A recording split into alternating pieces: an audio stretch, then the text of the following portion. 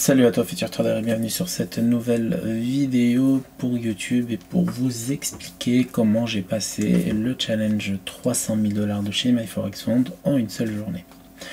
Dans cette vidéo, on va s'intéresser à mon track record d'une journée lors de mes prises de position sur le Gold, sur le DAX, sur quelques Forex où j'ai complètement foiré et sur bien sûr mon actif favori qui est le Dow Jones et comment j'ai pu faire 24 000 $ de profit. Donc l'objectif de MyForexFund phase 1 pour un compte à 300 000 $ qui était disponible que jusqu'au 31 août. Donc j'avais fait l'achat de ce compte là le 30 août exactement. Ici on le voit très bien. Alors il y a une heure d'avance, donc c'était 10h50, c'était pas 11h50, et j'ai commencé à trader dessus le lendemain. Donc j'étais vraiment parti pour le valider en une journée ou au maximum 2 jours. Donc ça remonte bien sûr au mercredi 31 août, donc là on est le samedi 3 août, donc c'était cette semaine. Et j'avais partagé sur Telegram quelques vidéos de mes trades en direct. On est sur le canal Telegram donc public qui est accessible, lien en biographie, où j'ai partagé la plupart de mes trades en fait que je prenais enregistrés. Donc c'est une vidéo de 5 minutes, ici c'est une vidéo de 5 minutes aussi, et je disais que j'allais peut-être le valider en une journée ou pas, etc. Donc je suivais le compte petit à petit jusqu'à l'avoir validé complètement. Donc n'hésitez pas à rejoindre le canal pour remonter un peu plus, à peu près au 31 août, et bien sûr suivre l'évolution de ce que je suis en train de vous présenter ici. Donc je commence directement le 31 août avec bien sûr le matin sur le Gold, deux achats assez agressifs. Donc on va voir rapidement ici, rapidement sur le Gold. Donc c'était le 31 août, donc c'était à peu près par là. Donc on va revenir sur la journée de 31 août. Alors j'avais ici pas mal de points, on va dire, pour que je puisse rentrer. Donc on va rapidement activer le Pro to Level. Voilà, en fait, donc il n'y avait pas tout ça encore. Hein. Il n'y avait pas la chute en fait comme ça. Donc voilà. En fait j'avais pendant la session asiatique donc ce plus bas, donc qui a été marqué bien sûr par le Pro to Level, le Pro Context pour ceux qui ont un des deux. On va le voir rapidement. Vous voyez ici on a le plus bas asiatique qui a été marqué automatiquement. Et le matin quand je me suis réveillé, j'ai vu ça, j'ai dit ok, donc là ça risque d'être très intéressant à l'achat. Donc j'imaginais plus un scénario plutôt agressif et acheteur. Et donc ce qu'on a eu, la cotation c'est pas le même parce qu'en fait on est sur un contrat futur du Gold. C'est pour mieux interpréter le prix et les indicateurs. C'est pour ça que je travaille toujours sur des contrats futurs que j'explique sur la formation, mais ça ne m'empêche en aucun cas de prendre des positions sur des contrats CFD de chez MyForexFund ou d'un autre broker où il propose une cotation similaire mais une cotation différente, c'est-à-dire que le prix sera différent. Mais sinon c'est le même mouvement, il n'y a pas d'écart de prix. Donc je me suis dit que ça allait être intéressant de scalper ça, et on le voit directement ici. Donc à partir de 10h30 et 10h39, donc 9h30, 9h39. Donc ce que j'ai fait ici, c'est que j'ai commencé à acheter ici. Voilà, j'ai commencé à acheter ici, le prix est revenu, j'ai renforcé. Donc j'ai renforcé avec un deuxième lot de 15 lots sur le Gold. Donc c'est vraiment quelque chose, hein. Vous voyez vraiment le prix partir assez rapidement. Donc je suis rentré à 17,20,92 la deuxième entrée, 17,21,57 la première entrée. Et du coup ça nous a donné un bon profit. Alors pourquoi je suis sorti, je vous montre rapidement pourquoi je suis sorti. Donc en fait sur le Pro Auto Level, sur le Pro Cycle pardon, ok, sur le Pro Cycle on était grave baissier encore, et je me suis dit ok là il bute ici, donc pour moi c'était impossible que le prix continue à monter, parce que si j'ai une bonne convergence avec le Pro Auto Level et la S1 du Pro Auto, le Pro Cycle et le Pro Auto Level, si j'ai une bonne convergence, mais vraiment quelque chose d'assez solide pour me permettre de me positionner, comme par exemple ici on a, regardez, on a la cassure du cycle, pullback du cycle ici, bien sur une S1 avec bien d'autres niveaux algorithmiques, et là on a bien le prix qui part de cette façon. On a notre exemple ici, c'est qu'on a une divergence. Donc rapidement, hop, je vous fais. Donc là, on a une divergence ici. Donc elle était dessinée automatiquement par l'indicateur. Et là, ce qu'on a derrière, c'est que ici, en fait, on casse le cycle une première fois. Hop, on casse la ligne de double cycle. Et là, on fait ça. Et quand on fait ça, et ben tout simplement, ça crée une opportunité plutôt vendeuse. Et c'est ça qui m'a permis, on va dire, de coder quelque chose qui va me donner des confirmations beaucoup plus solides, mais c'est ça qui m'a permis, on va dire, on va le voir un peu plus tard sur d'autres trades, de valider le challenge, c'est ce genre de configuration. Et donc ici on n'avait pas cette configuration là, donc on n'avait même pas la cassure du cycle, mais je me suis quand même positionné par rapport au level algorithmique parce qu'on est passé en dessous, parce que moi j'achète toujours, je vends toujours au-dessus ou en dessous dans le level algorithmique.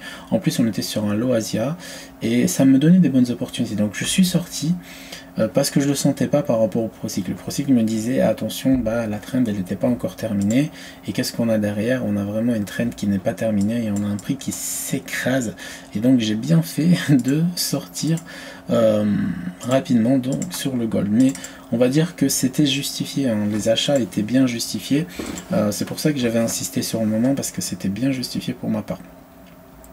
J'ai enchaîné derrière avec une perte, alors en fait voilà, je les explique. Là j'avais mis 20 lots, j'avais pas mis 15 lots, et ça c'était mon BE, parce que vous voyez c'est la même entrée, 17, 20, 92. Donc j'ai dit je vais quand même garder un lot, malgré que le ProCycle me disait de sortir, et là j'ai fait une perte de moins 1325, donc voilà. Ça reste un challenge, ça reste de la démo, donc je n'étais pas impacté psychologiquement. Donc je rentre une dernière fois sur un autre trade pour essayer de rattraper la perte. Et là je buy à 10h28 le GR30, 10h28, 11h28, donc c'est 10h28. Donc je buy le GR30, donc je sais pas si je peux faire un retour en arrière sur le GR30 futur, je me rappelle plus. Alors, je crois que c'était par là. Alors, c'était 10h28. Alors, c'est pas là. On va le voir un peu plus bas, du coup. Donc voilà, on se rapproche d'une zone, en fait, de pro-contexte qui est juste là. Et je me suis dit, ok, on a le déséquilibre et tout ça. Donc, c'était à peu près là. Voilà, c'était vraiment là.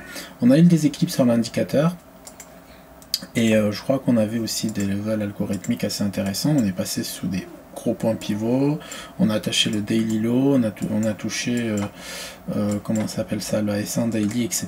Et en fait je me suis basé sur ça pour scalper, hein. Je me suis vraiment basé sur scalper sur ce truc là, et là en fait j'ai eu directement ma réponse, c'est à dire que le prix a vraiment bien réagi de quelques points, et en fait il suffit de 10 points pour ramasser 1000 balles sur un compte à 300K quand on met un lot de 100. Et alors c'était pas un trade que je souhaitais garder très longtemps, c'était vraiment un trade que j'ai géré de cette façon.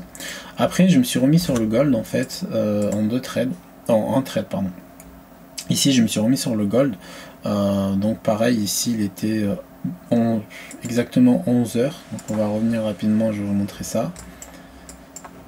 Hop. Voilà, en fait j'ai essayé de trader ici. Hop. Voilà, je vais faire comme ça on voit mieux. Voilà, j'essaye de trader ici, et regardez l'erreur que j'ai faite, c'est qu'on a cassé le contexte, on était en dessous de tous les levels algorithmiques, etc. Et regardez le prix ce qu'il a fait derrière. Voilà, il est monté un peu, donc moi j'étais rentré à peu près par là. Et bim, derrière il m'a éliminé, donc j'ai abandonné la partie parce que je me suis placé hors un level algorithmique et on est vraiment allé le chercher. Et on le voit ici 14-12, donc j'ai perdu 20 points. Et là en fait je crois que j'étais repassé à peine positif sur le compte, donc j'étais un peu dégoûté et un peu énervé. Donc je repasse rapidement encore une fois du coup sur le DAX, et sur le DAX en fait ici regardez aussi la perte que j'ai faite, donc c'était 12h05, donc 11h05, 11h05 le 31. Hop, voilà, c'était à peu près là.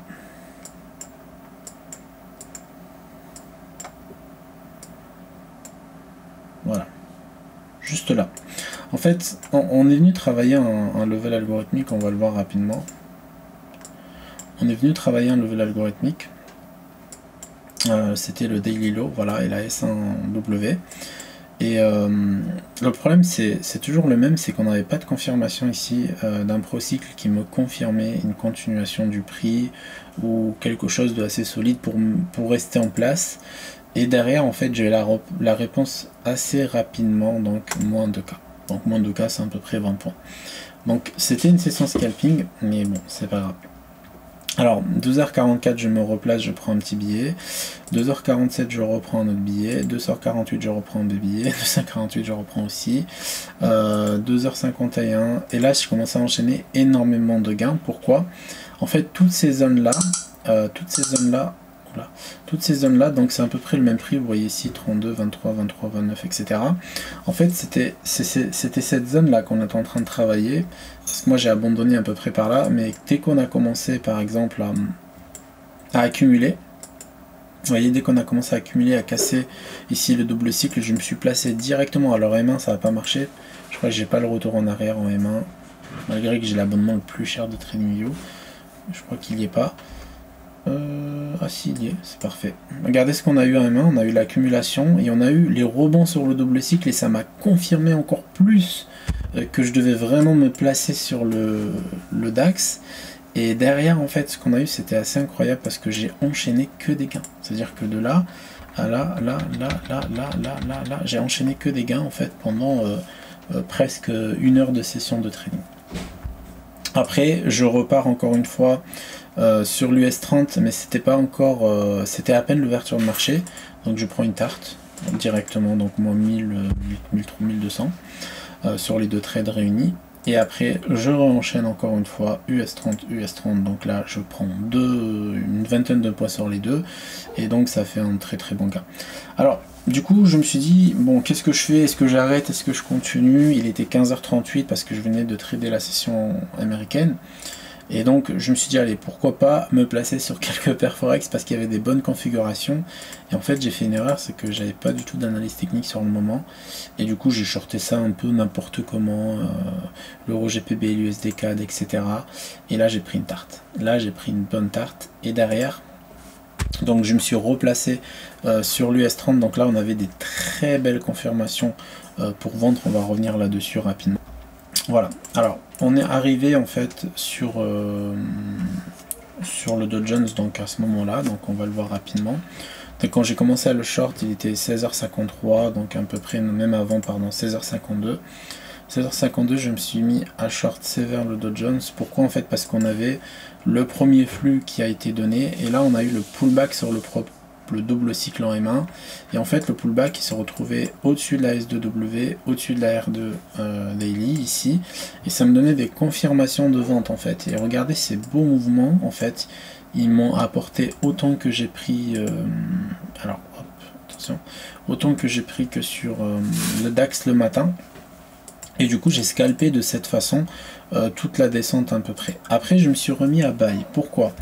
En fait, je me suis remis à buy parce que je commençais à avoir des contre-indications vendeuses, c'est-à-dire que je commençais à avoir vraiment de l'achat qui commençait à se manifester.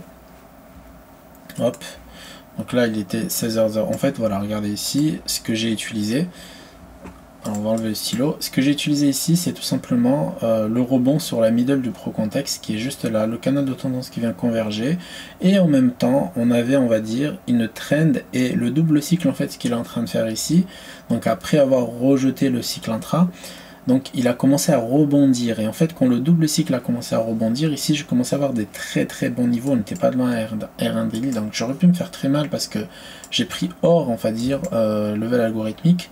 Mais comme j'avais en fait convergence de canal de tendance et middle de contexte, je me suis dit, allez, pourquoi pas me placer, car je commence à avoir des très très bonnes confirmations. On arrive sur une zone d'accélération sur le pro cycle, etc. Et ça m'a donné en fait un momentum assez incroyable.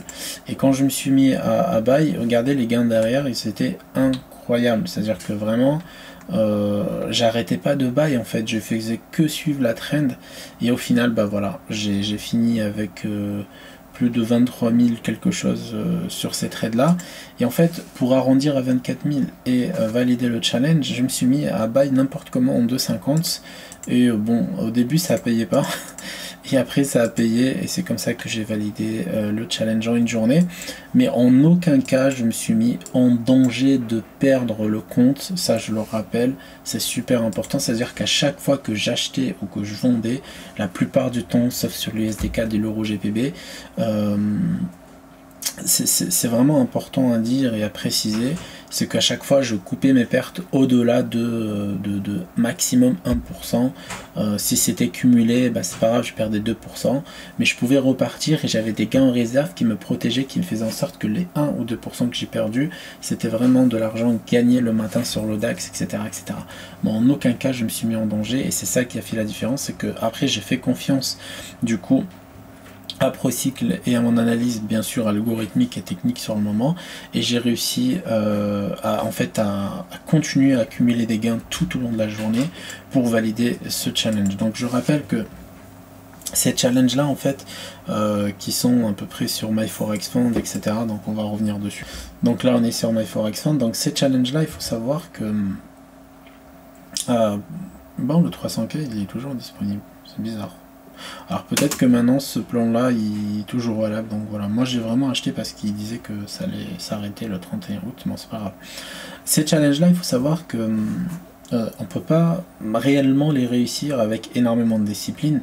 Il faut savoir prendre des risques, et il faut savoir aussi maîtriser son risque sur le moment, c'est à dire qu'on peut pas réussir un challenge en faisant des gains régulier de 0,25 ou 0,5 ou 1% par jour. La régularité elle va être difficile à tenir parce que vous allez craquer un jour. Donc le mieux c'est de se dire je prends des risques, bien sûr avec des limites, mais je vais plutôt enchaîner des gains positifs, mais des petits gains comme j'ai un peu fait sur le Dow Jones à la fin pour valider le compte, parce qu'il y a l'opportunité, ok, parce qu'il y a l'opportunité, je peux me permettre de faire des gains. Et en fait, il faut savoir un truc, c'est que en challenge, vous n'avez rien à gagner à part un compte réel. Et si vous n'avez rien à gagner à part de la compte réel, dites-vous que c'est de la démo. Au pire, vous allez perdre 2 ou 3% dans la journée que vous pouvez rattraper petit à petit. Mais une fois que vous avez rattrapé votre perte sur 3-4 jours, vous pouvez vous mettre à être un peu plus agressif. Parce que c'est vrai que moi, sur le Discord, je vois, parce qu'on est plus de presque 2000 maintenant sur le Discord les bons traders, et je vois une chose, c'est que je vois la plupart d'entre vous, on va dire, vous êtes très strict en fait, en sachant que c'est un challenge. Il y a quand même la notion du temps, c'est-à-dire que vous avez un mois pour le réussir, d'accord. Il faut pas se dire, bon c'est pas grave si je réussis pas, je recommence, parce que plus vous allez recommencer, plus vous allez avoir de chances d'échouer en fait, tout simplement. Parce que les challenges, ils sont faits pour vous rendre agressif. Si vous n'êtes pas agressif, vous n'allez pas les réussir. Et je l'ai déjà montré plusieurs fois sur YouTube aussi. Avec ces deux vidéos qui sont disponibles, j'avais toujours dit que, en fait ici, je vous montre exactement comment je valide par exemple un 20K, mais c'est vraiment agressif en fait pour le compte. Mais ça a été fait, ça s'est bien passé, je me suis protégé, etc. Les vidéos elles sont là, vous pouvez toujours les regarder.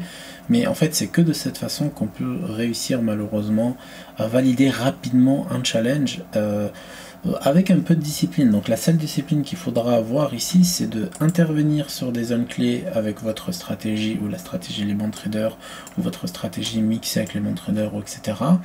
Et il faut savoir aussi appuyer sur le bouton au bon moment, et appuyer sur le bouton sans mettre en danger le compte. C'est-à-dire que vous voyez ici toutes les pertes que j'ai fait sur le compte, c'est des pertes à peu près équivalentes à 0,30% jusqu'à accumuler, on peut monter à 1%. Mais c'est toujours des petites pertes, on le voit ici rapidement, voilà, 1200, 1% c'est 3K. Hein. Donc vous voyez là on est toujours à moins de 1%.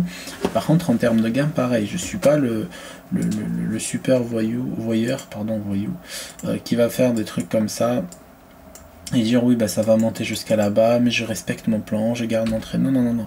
Le challenge ça se valide pas comme ça se valide plutôt en mettant un peu de l'agressivité, en essayant de le valider vraiment en étant agressif, précis sur des zones clés et concentré sur des zones clés aussi, et avoir un tout petit peu de psychologie, vous allez voir que ça va passer crème. Donc voilà, c'était juste pour vous parler du coup de ce challenge là qui était vraiment une journée très épuisante et puis excitante, parce que j'avais mis énormément d'énergie. Vous voyez, j'ai commencé à trader vers 9h30, j'ai fini à trader à peu près 4h30, donc c'est comme une journée de boulot en fin de compte, et fin de compte bah, je l'ai réussi, et si je l'ai réussi c'est parce que bon, moi j'ai un profil agressif parce que je fais du scalping, je fais de l'intrascalp, etc. J'ai des bonnes connaissances, j'ai des bonnes stratégies, etc.